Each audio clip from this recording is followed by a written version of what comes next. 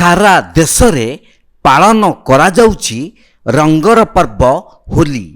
କିନ୍ତୁ ଭଦ୍ରକ ଜିଲ୍ଲାର ତିହିଡ଼ି ବ୍ଲକରେ ଏକ ନିଆରା ହୋଲି ପର୍ବ ପାଳନ ହୁଏ। ତିହିଡ଼ି ବ୍ଲକର କାଳିମେଘା ତିହିଡ଼ି ମେଳଣ ଦାଣ୍ଡରେ ପଙ୍କ ଓ କାଦୁଅରେ ଖେଳନ୍ତି ହୋଲି।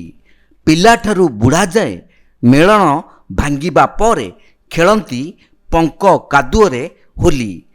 ପ୍ରବାଦ ଅନୁସାରେ 350 ବର୍ଷ ତଳେ ଏକ କାଷ୍ଠ ନିର୍ମିତ ଜଗନ୍ନାଥଙ୍କ ମୂର୍ତ୍ତିକୁ ନଦୀ ଗର୍ଭରେ ଭାସୁଥିବା ଅବସ୍ଥାରେ ଶିବା ମାହୁନ୍ତ ନାମକ ଜୈନିକ ବ୍ୟକ୍ତି ଦେଖିଥିଲେ। ପରେ ସେହି ମୂର୍ତ୍ତିକୁ ଆଣି ଚୌଧୁରୀଙ୍କୁ ଦେବାରୁ କାଠ ନିର୍ମିତ ଏକ ମନ୍ଦିରରେ ଜଗନ୍ନାଥଙ୍କୁ ପୂଜାର୍ଚ୍ଚନା କରାଯାଇଥିଲା। କାଳିମେଘା ଗ୍ରାମରେ ଏହି ମନ୍ଦିର ଏବେ ଦଧିବାମନ ଜୀଉ ମନ୍ଦିର ନାମରେ ନାମିତ। ଏହା ତିହିଡ଼ି ଅଞ୍ଚଳର ଐତିହାସିକ ପର୍ବ। ବାହାର ଜିଲ୍ଲାରୁ ଦୋକାନୀ ଆସିଥାନ୍ତି। ବହୁ ଆଡ଼ମ୍ବରରେ ପାଳିତ ହୋଇଥିଲା। ଭାରତବର୍ଷରେ ସବୁଆଡ଼େ ମାନେ ହୋଲିଟା ଆପଣଙ୍କର ରଙ୍ଗରେ ହେଉଥିଲା ବେଳେ ଏଠି ଆମେ ଅଭିରରେ ଆରମ୍ଭ କରି କାଦୁଅରେ ମାନେ ଶେଷ କରୁଛୁ।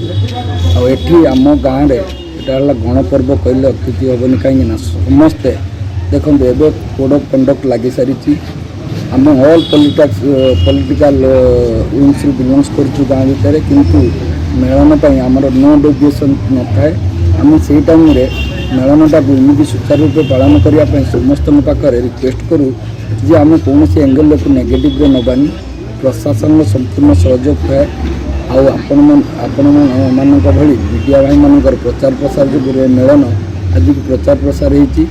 କିଛି ବର୍ଷ ହେଲା ଆପଣମାନଙ୍କ ପ୍ରଚାର ପ୍ରସାର ଅନୁସାରେ ଆମର ପଡ଼ୋଶୀ ରାଜ୍ୟ ୱେଷ୍ଟବେଙ୍ଗଲରୁ, ଝାଡ଼ଖଣ୍ଡରୁ, ଆପଣଙ୍କ ବିହାରରୁ, ଏପର୍ଯ୍ୟନ୍ତ ଆପଣ ତେଲେଙ୍ଗାନା ଓ ଆନ୍ଧ୍ରରୁ ଲୋକମାନେ ଆସୁଛନ୍ତି।